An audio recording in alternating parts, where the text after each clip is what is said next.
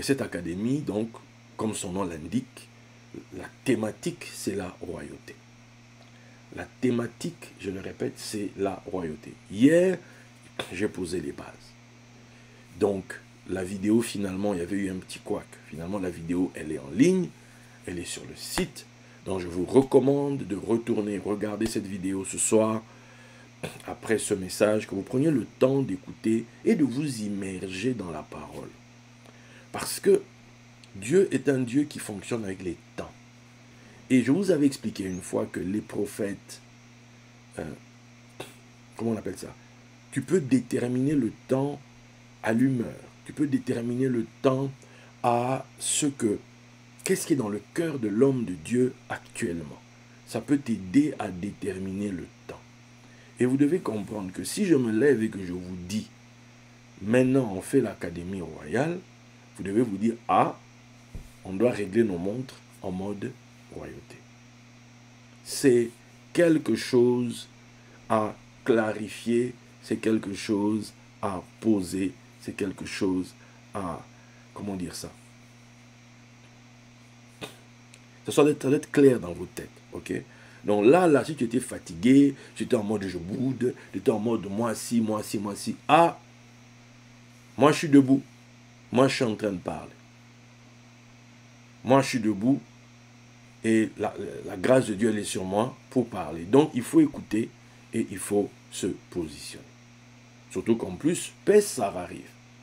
Pessah est devant. Donc après ce programme, je vais vous laisser un petit temps de repos pour que, après ça, on va basculer dans Pessah. Ok?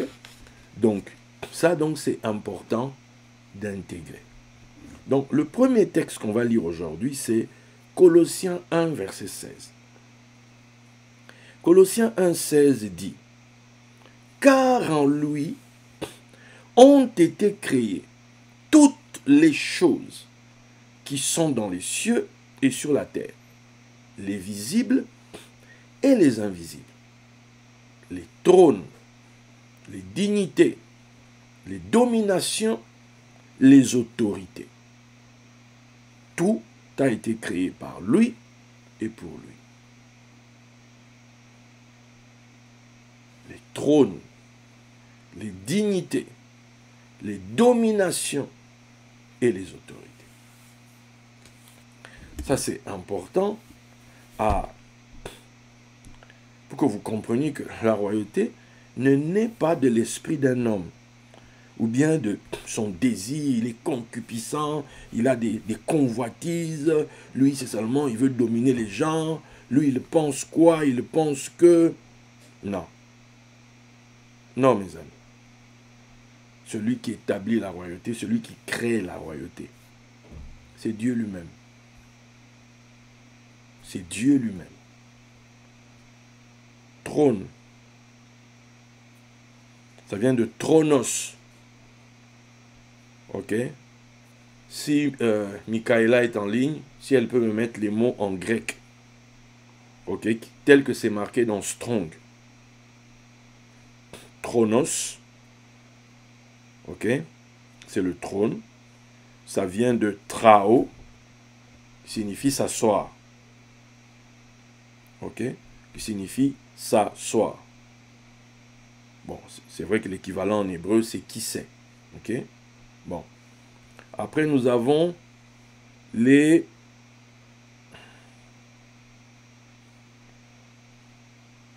Bon, le français, il embrouille les gens.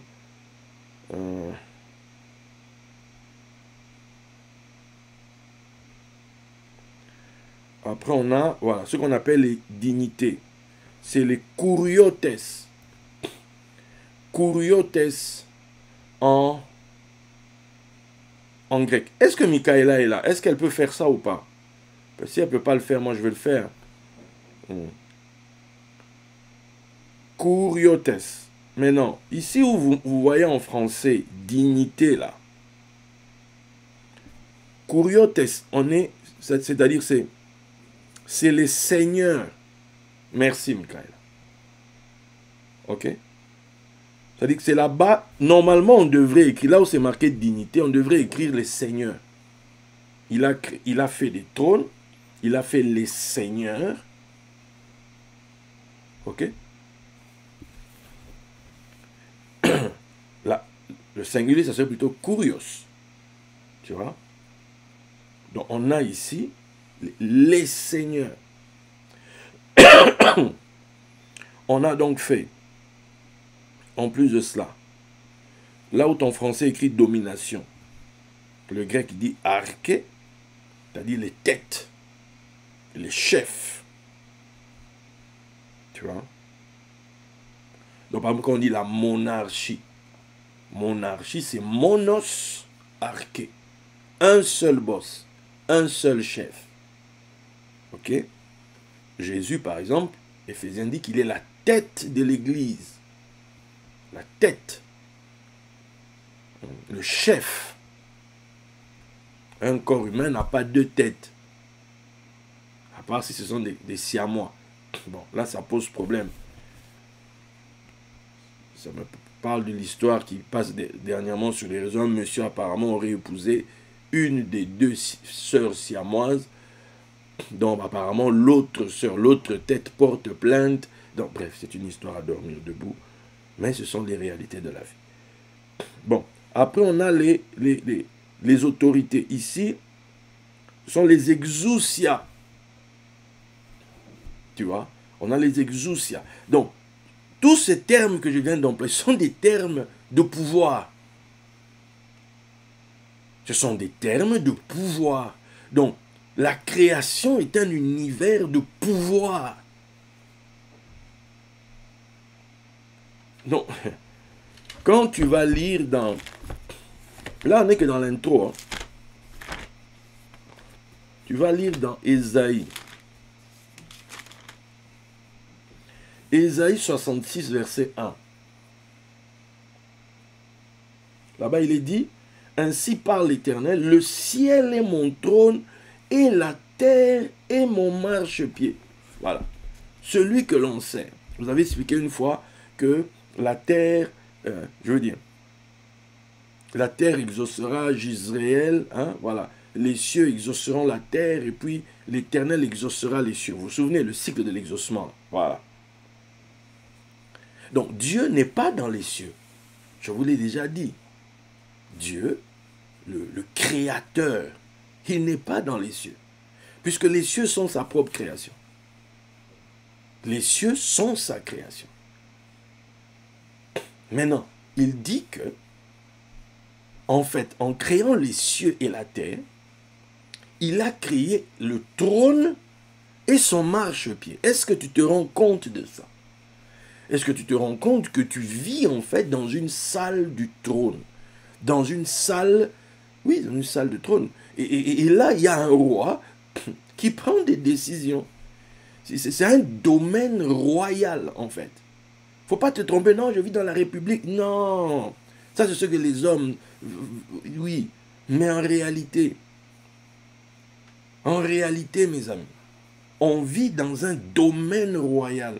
On vit dans un espace qui est régi par des principes fondamentaux, des principes éternels, des principes qui remontent dans la nuit des temps, des principes de royauté.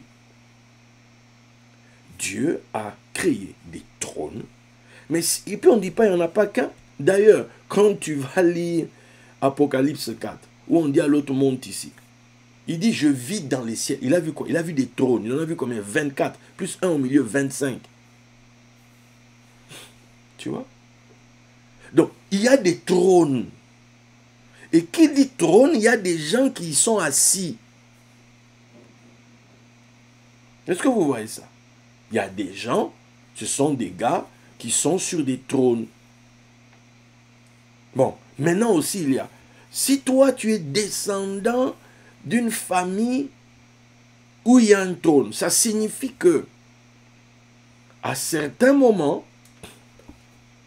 il faut que le trône soit occupé. Il ne faut pas qu'on ait des sede vacantes où le trône est vide, il n'y a personne actuellement. Alors on n'a pas trouvé quelqu'un qui est digne de s'asseoir sur le trône. Vous voyez un peu ça? Donc, dans les cieux, c'est le domaine du trône où les gens s'asseyent. Les grands habitent les cieux. Les cieux, c'est le domaine de ceux qui dominent sur la terre. En fait, la terre est leur marchepied. C'est sur la terre qu'ils démontrent leur pouvoir, leur statut. C'est pas une histoire, non, quand je vais mourir. Non, c'est là. En fait, quand tu vis sur terre, tu subis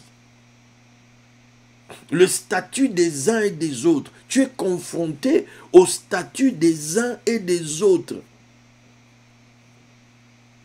Certains sont assis sur des trônes, d'autres sont des kurios, ce sont des seigneurs.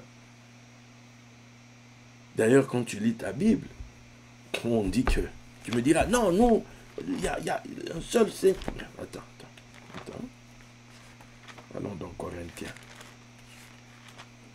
Que manalasike. Rakaskalabashi. 1 Corinthiens 8.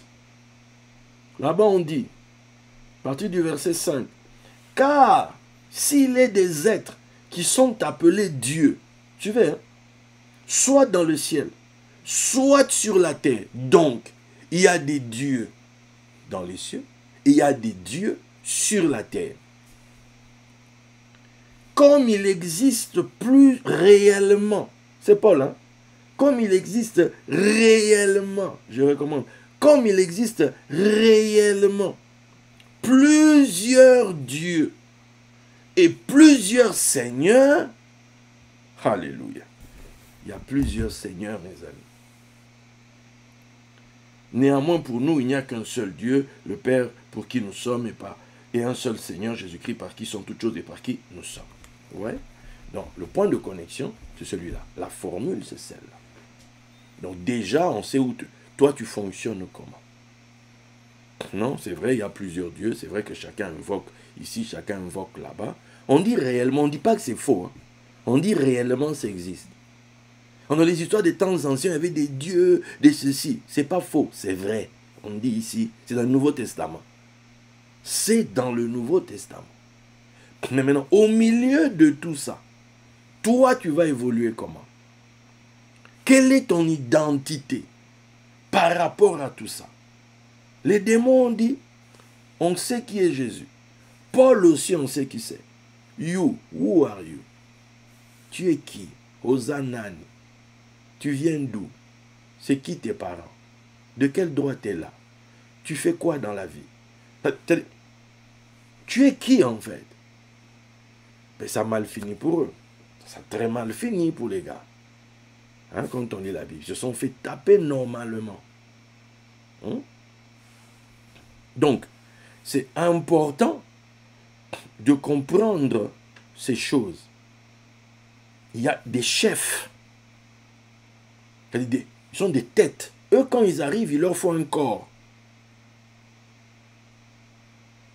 Quand les têtes arrivent, il faut un corps. Il dit, je ferai de toi la tête et non la queue. Maintenant, quand on t'a fait tête, il y a un processus qui te fait devenir tête. Quand tu es devenu tête, là, que tu es reconnu par les autres têtes, maintenant, je ne sais pas comment ils se disent bonjour, est-ce qu'ils se tapent la tête comme ça? I don't know. Bref, donc les têtes là, pardon, pour fonctionner avec eux, pour bénéficier d'eux, tu dois te définir en tant que je suis corps.